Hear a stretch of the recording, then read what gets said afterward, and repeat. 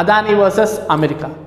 ఇక్కడ చేసిన తప్పుకి అమెరికాలో శిక్ష ఏంటి, ఇక్కడ చేసిన తప్పుకి అమెరికాలో ప్రాసిక్యూషన్ ఏంటి, అసలు అదానికి అమెరికాకి సంబంధం ఏంటి, అదానీ ఒక్క కంపెనీ చేసిన తప్పుకి మిగతా అదానీ గ్రూప్స్ అన్నీ కూడా షేర్ వాల్యూస్ ఎందుకు పడిపోతున్నాయి, అదానీ ఈ కేసు నుంచి బయటపడాలంటే ఏం జరగాలి, ఇలా కంప్లీట్ స్టోరీ ఈ వీడియో సెషన్లో మనం మాట్లాడుకుందాం.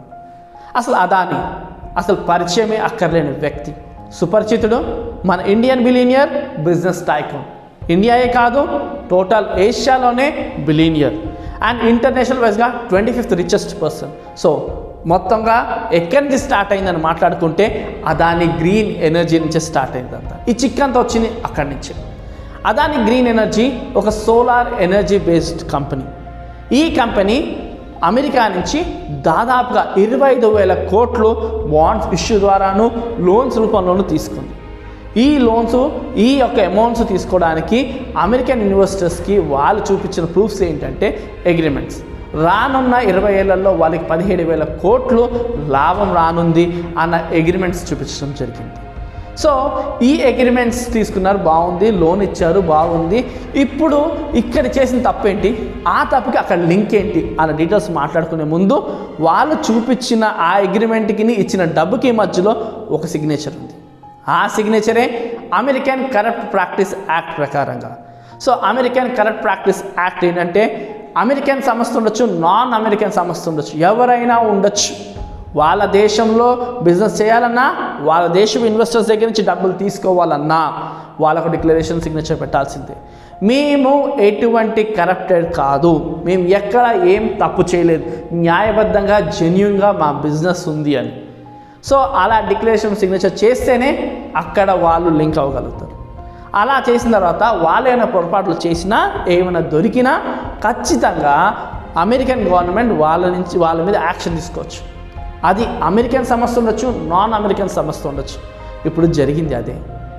సరే తప్పు అంటున్నారు కదా, అదాని చేసిన తప్పు ఏంటి అంటే ఆ తప్పుకి ఇక్కడ లింక్ ఏంటి అంటే డీటెయిల్స్ మాట్లాడుకుందాం.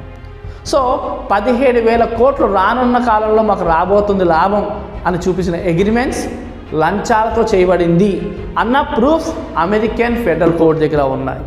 సో ఆ ప్రూఫ్స్ ఎక్కడి నుంచి వచ్చాయి, ఎవరిచ్చారు అన్న డీటెయిల్స్ కూడా మాట్లాడుకుందాం. సో ఇక్కడ చేసిన తప్పు ఏంటి, ఆ లంచాలు ఏంటి అంటే 1 కాదు 2 కాదు, దాదాపుగా 2,100 కోట్లు లంచాలకు ఇవ్వడం జరిగింది.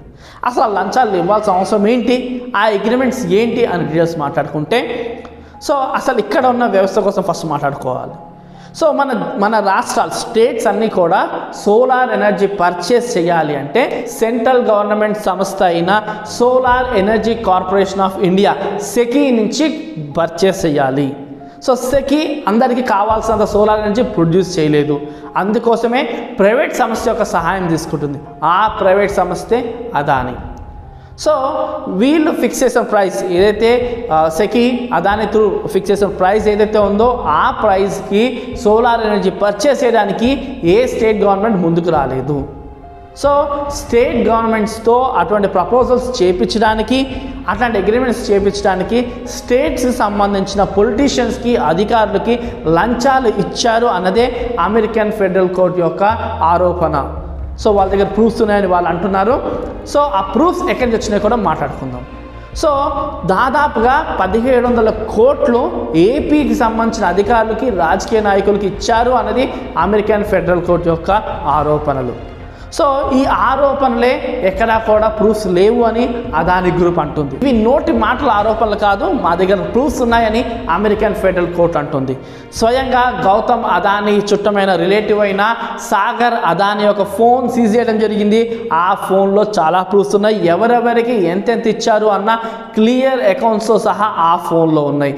అంతేకాకుండా అదానీ గ్రీన్ ఎనర్జీ అధికారి అయిన వినీత్ ఎస్ జైన్ దగ్గర కూడా అకౌంట్స్ ఎవరెవరికి ఎంతెంత వెళ్ళాయి, ఎక్కడెక్కడికి వెళ్ళాయి అని అకౌంట్స్తో సహా క్లియర్గా ఉన్నాయి.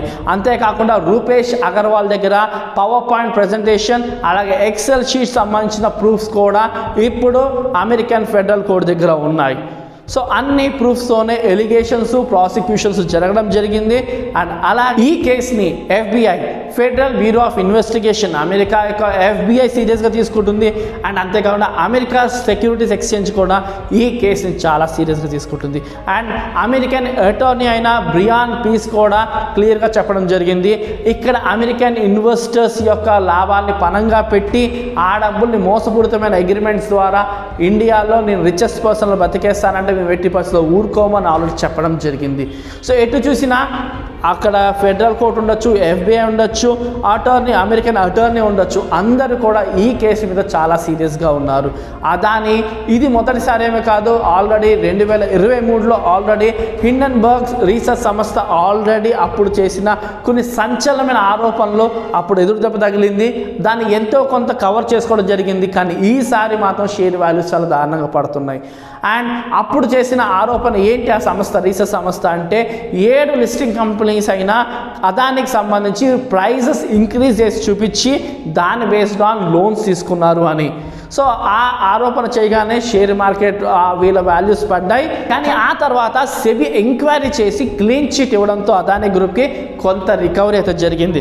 ఆ తర్వాత కూడా రూమర్స్ వచ్చాయి ఏంటంటే SEBI chairman Madhabi Puri Buch already Adani off షోర్లో వాటాలు ఉండడం బట్టి క్లీన్ చిట్ ఇచ్చారు, అందుకోసమే అదాని గ్రూప్ బతికిపోయిందని.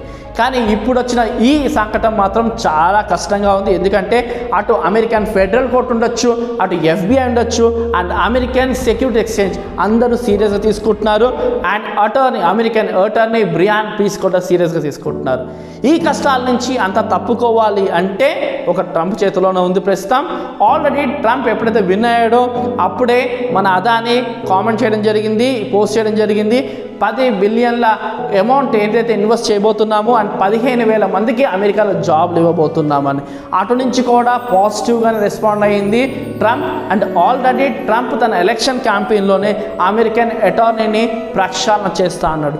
అలా ప్రక్షాళన కార్యక్రమంలో మన బ్రియాన్ పీస్ని కనుక మారిస్తే ఏమన్నా అదాని బతికిపోయే ఛాన్స్ ఉంది. సో మీరేమనుకుంటున్నారు మన అదాని చేసిన పనికి? అండ్ మీ యొక్క ఫీలింగ్స్ కింద కామెంట్ సెక్షన్లో కామెంట్ చేయండి. మరొక వీడియోతో ఖచ్చితంగా కలుద్దాం.